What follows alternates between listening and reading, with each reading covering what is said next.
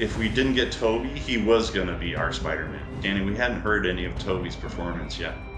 So we're thinking this very like cartoon, quippy, and we're not sure if we're going to be able to get any of the mainline talent. We thought he was so good, we had him record both parts for Spidey and for Harry. Kind of a revelation for us in that moment to kind of understand, oh wow, it's a lot more serious and kind of deadpan.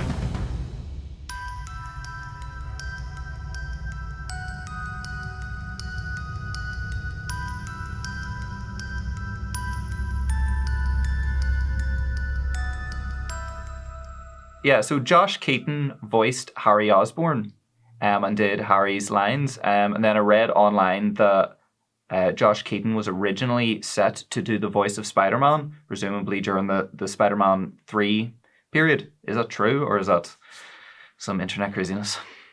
It's kind of true.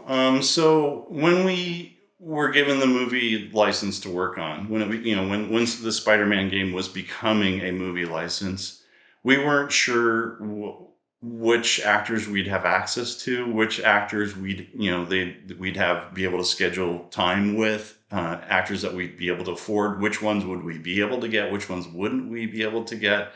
And these kind of negotiations were kind of ongoing throughout the course of our development. And because we had the release date in mind already, that was clicking ever closer, and we're not sure if we're going to be able to get any of the mainline talent, we covered our bases. So we did a pretty extensive casting as far as trying lots of different actors to play the different parts. And because we had our game script already written, because we needed to have it written for creating the game and getting things nailed down, we kind of knew what the game script was going to be.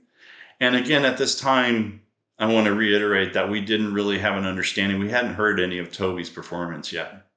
So we're thinking this very like cartoon, quippy, kind of not gimmicky, but kind of cartoony Spidey, quippy and like that, and not the sort of more deadpan, serious, Tobey Spidey that we eventually got. So it was written that way with the quippiness, and he was able to do that style of reading. But we had the script already done.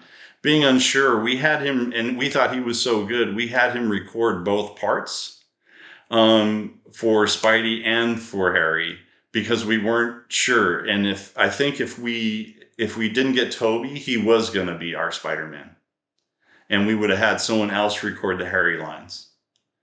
And then in the end, we got Tobey Maguire in sort of, I want to say, the last minutes. And so we shifted him over to play Harry's. We used his Harry takes basically from the recording session to become Harry for us. Yeah, he did a great job. His personality really comes through when he acts, like for his voice recording and that stuff. And he was just great to work with. And so we wanted to have a complete game, and we recorded him doing all of that stuff. And then eventually we were able to record Tobey Maguire and Willem Dafoe, but we never got Kirsten Dunst.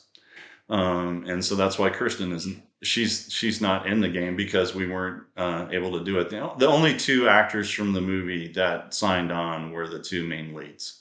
And so everyone else was people where we did, casting calls. We worked with, SAG actors, and found roles for all of this. And then it was all recorded in Wood Holly over in Hollywood. It was a recording studio that did a lot of VO work for like Saturday morning cartoons and like Powerpuff Girls. And anyway, so we did all of the recording over there for all of our actors, including Tobey Maguire and Willem Dafoe. And when we got Tobey, it was more correct, and it was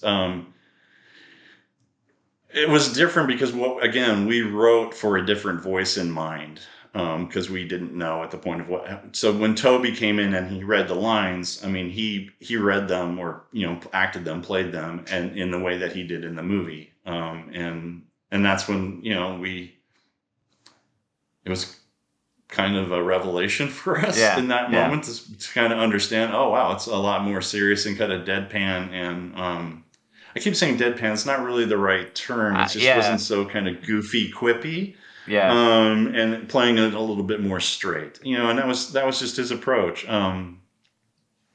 Anyway, it was a great experience to be able to record actors like Willem Dafoe. I mean, to see him go through the script. And were you in the studio with him while he was recording, giving direction? Yeah. So as the creative director, I was there for the recording of pretty much all of the actors and would give direction for all of the actors. So yeah, I did Willem Dafoe and Tobey Maguire, but all of the actors, like for the whole project, I would sort of help direct them. So it would be me, our producer, and the writer sitting in the sound booth or in the recording booth, and then the actors would be on the other side doing their stuff. If you enjoyed the video, like, comment, subscribe, support the channel on Ko-fi and Patreon. And if you didn't enjoy the video, like, comment, subscribe, support the channel on Ko-fi and Patreon. Right, good luck.